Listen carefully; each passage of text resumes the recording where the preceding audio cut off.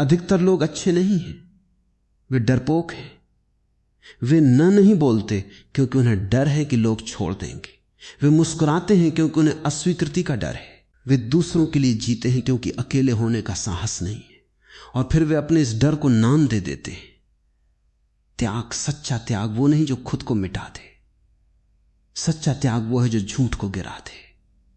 तुम्हारे भीतर कितने चेहरे हैं, मां के सामने अलग, दोस्तों के सामने अलग, समाज के सामने अलग, अकेले में अलग। और इतने चेहरे पहनते पहनते एक दिन असली चेहरा भूल जाते हो। यही कारण है कि लोग छुट्टियों पर जाते हैं, पार्टियां करते हैं, मनोरंजन ढूंढते हैं, फिर भी थके रहते हैं। क्योंकि थकान काम से नहीं आती, थकान अभिनय से आती है। एक अभिनेता 2 घंटे मंच पर काम करके थक सकता है, तुम तो 24 घंटे अभिनय कर रहे हो। हर समय कुछ बनने की कोशिश, थोड़ा रुकना, एक प्रयोग करना, एक दिन के लिए तय करो, आज मैं किसी को प्रभावित नहीं करूंगा। अगर कुछ नहीं पता तो कहूंगा, नहीं पता अगर मन नहीं है तो मना करूंगा, अगर थक गया हूं तो आराम करूंगा, अगर चुप रहना है तो चुप रहूंगा। पहले दिन डर लगेगा, तुम सोचो कि लोग क्या कहेंगे, और मैं कहता हूं लोग हमेशा कुछ कहेंगे। जब तुम उनके अनुसार जीते हो तब भी कहेंगे, जब अपने अनुसार जीते हो तब भी कहेंगे। तो फिर क्यों ना अपने अनुसार जिया जाए। एक राजा था, उसने अपने महल के बाहर एक दर्पण लगवा दिया। जो भी आता अपना चेहरा देखता, कुछ लोग मुस्कुराते, कुछ दुखी हो जाते, कुछ अपना कपड़ा ठीक करने लगते। राजा ने कहा देखो दर्पण ने कुछ नहीं किया, उसने सिर्फ दिखाया। जीवन भी ऐसा ही है, जीवन तुम्हें दुख नहीं देता, जीवन सिर्फ दिखाता है कि तुम भीतर क्या लेकर चल रहे हो। अगर भीतर खालीपन है दुनिया दर्द लगेगी, अगर भीतर शांति है वही दुनिया उत्सव लगेगी।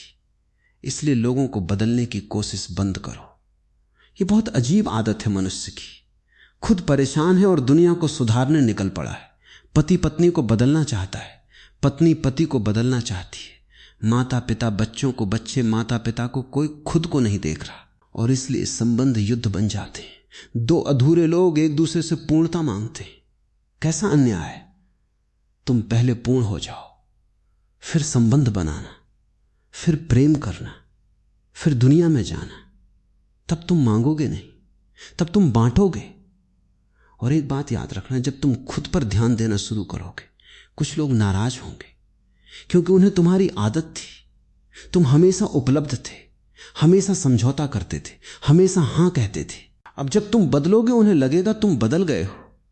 सच ये होगा तुम पहली बार बने हो। जो लोग सिर्फ तुम्हारी सुविधा से जुड़े थे वे चले जाएंगे, जो लोग तुम्हारी सच्चाई से जुड़े हैं वे रह जाएंगे। डरना मत। गिरते हुए पत्तों को देखकर पेड़ दुखी नहीं होता, उसे पता है नई हरियाली आने वाली। तुम भी अपने जीवन से उन चीजों को गिरने दो जो सिर्फ जगह घेर रही हैं। खाली जगह से मत डरो, वहीं से नया जन्म शुरू होता है। और अब तुम थोड़ा समझने लगे हो कि छोड़ना क्या है, लेकिन अभी सबसे गहरी गांठ बाकी है।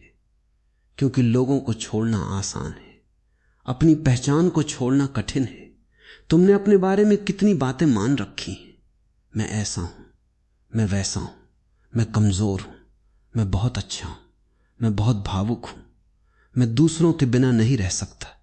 और वर्षों तक इन वाक्यों को दोहराते दोहराते तुमने उन्हें सत्य बना लिया। लेकिन क्या कभी देखा है जो मैं कह रहा वो कौन है? तुम्हारे भीतर 2 हैं।